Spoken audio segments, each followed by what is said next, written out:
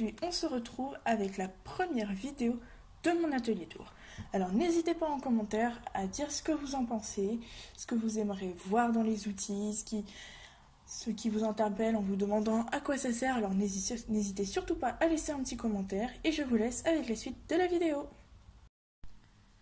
Pour commencer, mon atelier va se présenter comme ceci. Donc c'est un bureau très simple, qui va se trouver à côté de la fenêtre, donc niveau luminosité, franchement, c'est pas négligeable. Mon bureau se trouve dans mon salon. Je vous montre rapidement, vu que j'habite avec mon copain, je ne pense pas qu'il serait vraiment d'accord pour que je montre où on habite.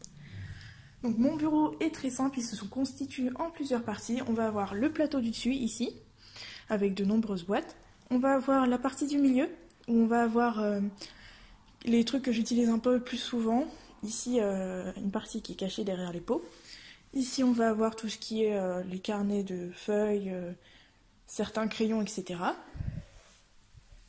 On retrouve ici mon ordinateur que j'utilise assez souvent quand je fimote, parce que j'aime pas du tout travailler quand il n'y a pas aucun bruit autour de moi. On va retrouver la partie avec le plateau, qui bouge, évidemment, où je mets certaines choses en particulier. On va retrouver la partie ici à gauche, la partie à droite. On va donc tout de suite commencer cet atelier tour. On va donc commencer avec cette partie-là. On va donc avoir les boîtes qui sont ici, les rangements à tiroirs, et puis on va sûrement regarder ce côté-là et ce qu'il y a au milieu. Si ça dure vraiment trop longtemps, je vous préviendrai, je couperai la vidéo et je ferai une petite vidéo de fin pour vous dire que je filmerai en plusieurs parties. Alors ici, pour commencer, on va avoir dans cette boîte avec les tiroirs mes outils Fimo. Pas exclusivement de la Fimo, mais que j'utilise pour la Fimo, pour le dessin, etc. Donc on va avoir de nombreux pinceaux, que vous pouvez voir ici. Des pinceaux un peu effet évasé, des pinceaux ronds, des pinceaux plats, il y aura toutes sortes de pinceaux. On va avoir mon rouleau en acrylique. On va avoir une paire de ciseaux, de nombreuses pinces. On va avoir ces pinces-là, on va avoir également des pinces qui sont ici. Donc ces deux pinces, une pince en bourron, une pince coupante et une pince plate. On va aussi avoir cette pince plate un peu plus grande, mais qui commence quand même un petit peu à se faire vieille. Vous voyez, elle s'ouvre pas forcément correctement. On va avoir les outils, avec les mines, les embouts pour gratter, pour faire des effets. On va avoir les embouts brosse également, qui pour... si personne, en fait, si vous ne pouvez pas avoir ces outils-là, les embouts brosse par exemple, vous pouvez utiliser une vieille brosse à dents, ça pose pas du tout de problème. On va avoir également ma réserve de lames. On va avoir déjà principalement pour la réserve de lames, on va avoir le cutter. Là il y a le manche, j'ai pas mis de lame dessus. Mais on va avoir par exemple comme ceci la réserve de lames, de cutter. Enfin de scalpel plutôt, pas de cutter. On va avoir les petites pinces, ces petites pinces là que j'utilise en général pour saisir les créations qui sortent du four ou autre. On va avoir des pinceaux comme ceci, je les ai utilisés, il y en a des plus épais comme celui-ci et des beaucoup plus fins que j'ai acheté chez Wish qui franchement sont très utiles pour les petits détails sur certaines créations. On va également avoir, alors qui doit être vraiment caché quelque part dans le tiroir. En général je suis tout le temps en train de fouiller dans ce tiroir. Normalement quelque part par là il y a la lame de cutter que je vous montrerai peut-être plus tard si je la retrouve. Donc ce sera ça pour le premier tiroir. Pour le second tiroir, excusez-moi, ça va être principalement les crayons, tout ce qui est crayon gris, Pochka. Ici, il y a la suite là, c'est ceux que j'utilise le plus souvent. Il y a les Faber-Castell, t'as des crayons Bic avec ceux en fait, avec les mines de différentes tailles. Je sais pas s'il va faire la mise au point, voilà. On va avoir les crayons gris à mine, les crayons gris basiques, on va avoir un gros crayon comme ça à fusain. C'est une pointe fusain en fait. Vous voyez, dès que je fais ça, j'ai le doigt qui noircit légèrement. Je vais avoir donc les Faber-Castell, je vais avoir les crayons de chez Action comme ceci, pareil avec une taille de mine. Je vais avoir ici de nombreuses gommes, je vais avoir ceci, une souris colle en fait, ça permet de faire des bandes de colle, ce qui est plus pratique parfois que les tubes de colle comme ceci. On va avoir une agrafeuse, on va avoir de nombreux crayons, les Pochka, les comme ça, les Sharpie. On va avoir toutes sortes de crayons, mais les principaux sont là-dedans. Dans le tiroir suivant, on va avoir mon scotch double face. On va avoir des rondelles de bois que j'achète chez Artéis en fait. C'est vraiment pas très cher, si je me souviens bien, c'est 2 ou 3 euros. Et ça me permet de faire des dessous de verre, des dessous de plat, ou même je fais le dessin, je le peins s'il faut. Je le perce ici, et il y a des personnes qui vont l'accrocher à leur mur. Je vais en avoir des plus petits, ce qui me permettront de faire des colliers. J'ai quelques exemples ici. Par exemple, j'ai fait un loup sur celui-ci. Sur le second que j'ai fait, on va avoir une patte d'ours. Et donc ici, j'ai percé, j'ai mis un anneau à cordon et ça nous a fait un collier. Ensuite, alors ça c'est ma jarre pour quand je fimote et que j'ai soif. Pas quelque chose de très compliqué. On va avoir ce rangement-là. Donc ces deux rangements-là, je les ai trouvés dans un vide-grenier. Donc c'était vraiment pas cher, je crois que j'ai payé 3 euros les deux rangements, donc n'hésitez pas dans les vides-greniers à faire un tour, à regarder ce qu'il y a. On va donc avoir ici mes tampons, donc c'est des tampons avec l'encre rouge, l'encre noire, un tampon qui se présente comme ceci, et en fait c'est des lettres, c'est bien pratique pour faire des DIY, on veut noter un prénom, on veut marquer joyeux anniversaire, etc. Donc les embouts sont aimantés en fait. Ici on va avoir les lettres, etc. On aimante, on met dans le tampon et puis voilà, ça fait l'empreinte. Ici on va avoir les petits outils qui me permettent de limer le bois, etc. Par exemple quand j'utilise des bâtons pour faire une petite plateforme. On va avoir les petits forets pour percer le bois. Ici on va également avoir mon carrousel de canne. On va retrouver des petits animaux, les petits pandas, des petits ours, etc. Celui-ci, je crois que je l'ai acheté à Cultura. Dans les tiroirs d'en dessous, on va retrouver mes sachets. Donc ici, ce sont les sachets que j'ai reçus quand j'ai effectué des commandes. Donc je les ai récupérés, hein, c'est de la récup. Ici, ce sont des sachets organza que j'ai commandés sur le site de Wish. Il me semble que les 100 ou les 50 pochettes, c'était 1 et quelques, même pas, avec les frais de port gratuits. Après, il faut vraiment regarder parce que des fois ça change les prix ou les frais de port, etc. Dans ce tiroir-là, on va retrouver alors mes masking tape. Alors j'en ai des différents, je vais vous les montrer. Alors on a ceux-là. On va également avoir ces deux-là. On va aussi avoir celui-là qui est dans un rouleau, ce qui est franchement assez pratique. On va avoir les 3 que j'utilise pour le bullet journal, avec le mois, les chiffres et les jours. Alors j'avais commencé un bullet journal, je ne l'ai pas terminé malheureusement parce que je n'ai pas eu le temps.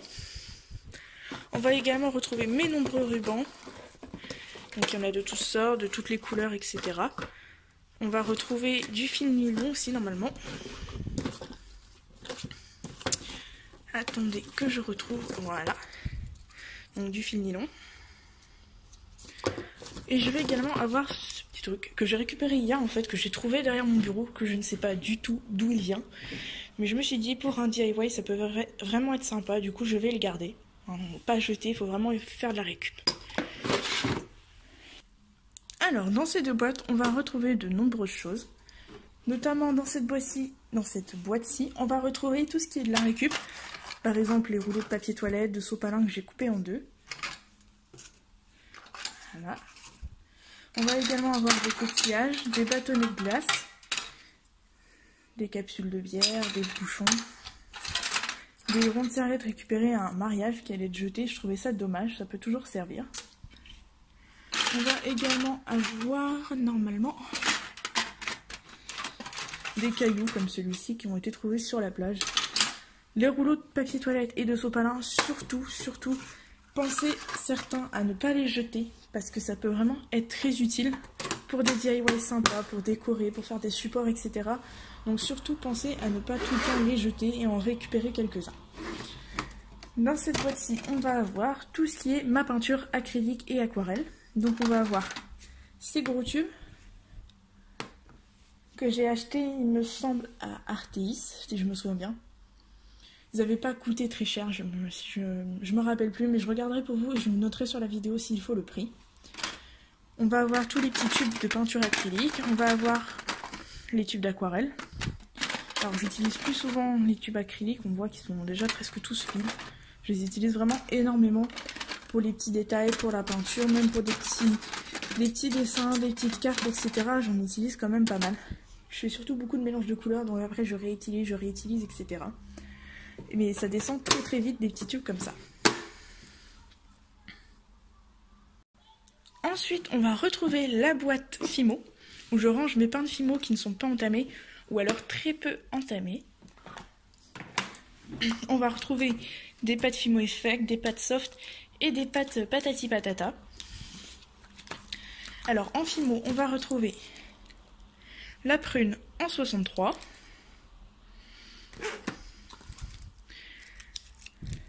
le fluorescent en numéro 4, le bleu Calypso en 31, le menthe en 39, le rouge pailleté en 202. Je sais pas si vous verrez bien les paillettes. Dites-le moi en commentaire si vous ne voyez pas bien les paillettes. On va avoir le jaune citron en numéro 10. En soft, on va également avoir le pourpre, le violet pourpre en 61. Nous allons également avoir le blanc pailleté en 52. Le rose quartz en numéro 206.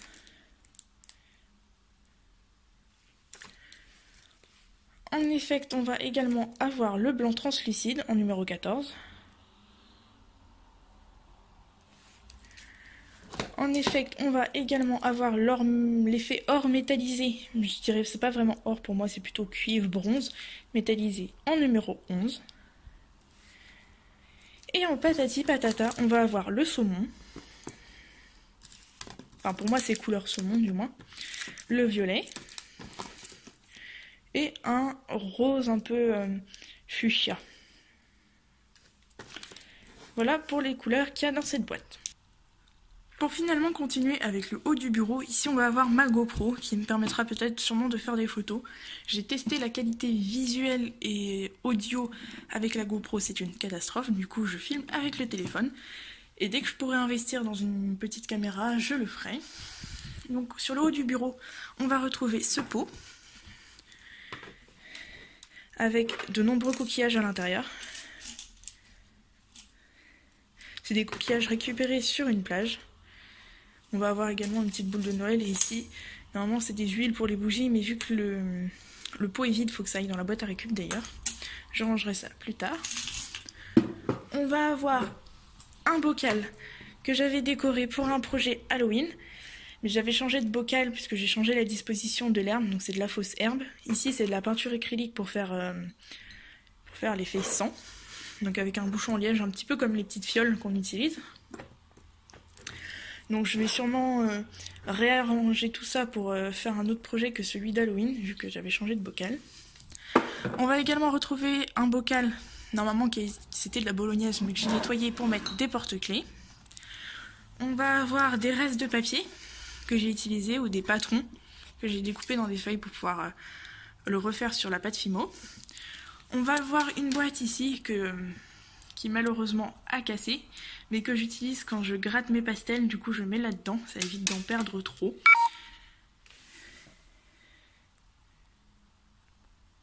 Excusez-moi pour la coupure, j'ai eu un problème de batterie. Donc ici on va avoir la boîte avec la plupart des pastels que j'utilise en premier. Donc, il va y avoir de nombreuses couleurs. On va également avoir ces petits pots de paillettes que j'utilise sur certaines créations. Donc on a quelques-uns, on peut en voir, il y en a un autre ici, deux autres là, un troisième là, enfin, il y en a plusieurs enfouis sous les nombreux pastels. On va avoir mon téléphone que j'utilise pour mettre la musique, mettre des images, des photos à côté de moi quand je filmote, ce qui est assez utile que d'utiliser le téléphone principal où la batterie se décharge très très vite. On va avoir ces petites caisses de rangement que j'ai achetées à la foire fouille, si je me souviens bien. Dans les premières, alors on va avoir, à l'intérieur c'est une réserve de petits sachets d'anneaux.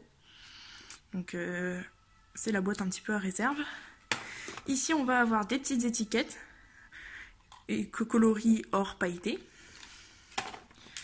Dans celui-ci on va avoir tout ce qui est pompons, les pompons en tissu, les pompons en effet cuir, etc.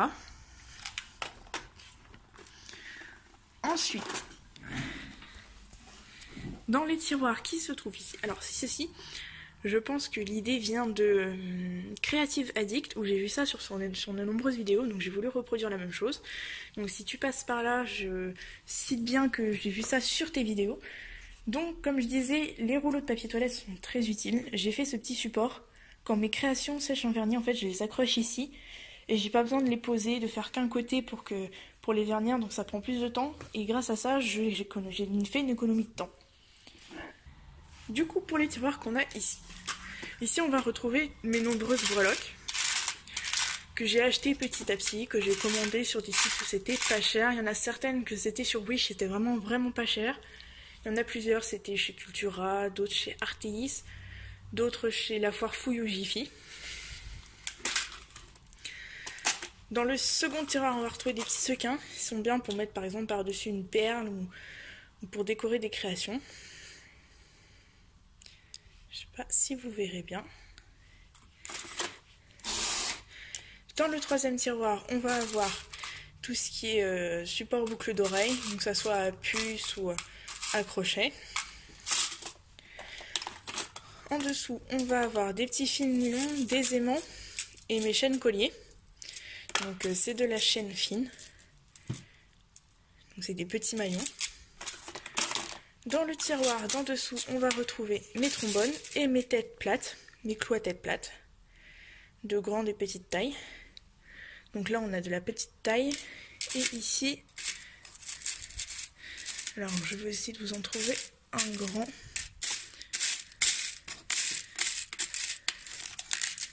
Les grands, c'est ceux-là. Là, ils sont plus grands que mes doigts, en fait. Voilà pour cette petite tour. Dans celle-ci, on va retrouver des porte-clés, des supports à porte-clés. Donc les comme ça. Et on va avoir les tout simples. Comme ceci. Il y a un pompon d'ailleurs qui n'a rien à faire ici. Ici on va avoir la pâte Burke que j'ai rangée dans des petits sachets. Donc c'est mélange de pâtes ou des petits morceaux que je ne peux ranger nulle part d'autre. Donc ici on va avoir aussi de la pâte Burke. Donc il y a 2 sachets ici. Dans le tiroir d'en dessous, on va retrouver toutes mes chaînes d'extension. J'avais fait une grosse commande sur Elikla in Wonderland. J'essaierai de vous mettre le lien de sa boutique dans la barre d'infos. Je vous mettrai également les liens de ma page Facebook, ma page Instagram, etc. Mais n'hésitez pas à commander sur sa boutique. C'est vraiment, pour le prix, franchement, c'est vraiment top. Et la qualité n'est pas à négliger. Dans le dernier tiroir, on va avoir tous les petits accessoires. Par exemple, les perles, les cabochons, comme ceci. Des petits accessoires que j'ai fait moi-même, par exemple. On va avoir celui-là, effet parchemin un peu brûlé. On va avoir des petites étiquettes comme ça. Des petites tasses, d'ailleurs c'est des boucles d'oreilles qu'il faut que je range. Par exemple, ces petits pots, je les avais eu en cadeau, je crois, ou alors je les avais commandés sur Elikla in Wonderland. La plupart des cabochons ici, c'est des cadeaux. On peut voir également les petites perles que j'ai eues en cadeau. J'ai des petites breloques Père Noël, si je me souviens bien. Non, c'est des petits nounours. C'est des petits nounours que j'avais eu également en cadeau. J'ai des connecteurs, j'ai des petits nœuds que j'ai eu en cadeau. Franchement, ça c'est la petite boîte à cadeaux ou aux objets un peu à part. On va s'arrêter là pour cette partie du room tour, parce que ça commence un petit peu à être long. Je ferai la partie en dessous et sur les côtés, je pense, dans une deuxième vidéo. J'espère ne pas devoir en faire 3 parce que ce serait un peu long. Je vous retrouve pour la suite. Et voilà, c'est fini pour la première partie de l'atelier tour. Je suis très heureuse d'avoir fait cette vidéo pour vous. d'avoir pris du temps à vous montrer certaines choses. Donc hélas, j'ai pas pu tout faire en une vidéo, donc je vous ferai ça dans une deuxième vidéo atelier tour. Et si c'est trop long, peut-être sur une troisième. Donc n'hésitez pas à me dire si celle-ci était vraiment longue, s'il y avait des défauts à améliorer. N'hésitez surtout pas à faire de la critique positive, mais vraiment positive. Tout ce qui est commentaires de rage, de critiques méchantes, c'est vraiment inutile, ça n'avance à rien. Et puis de toute façon, je pense qu'ils seront automatiquement supprimés. Donc pour la prochaine vidéo, donc ce sera la suite de l'atelier tour. Après les ateliers tours, comme je le disais au début de la vidéo, il me semble, ce sera la présentation de certaines de mes créations par catégorie, je pense. Et sur ce, je vais vous laisser avec la fin de cette vidéo. N'hésitez pas à commenter, à liker pour m'encourager, à vous abonner. Et je vous dis bye et à la prochaine vidéo.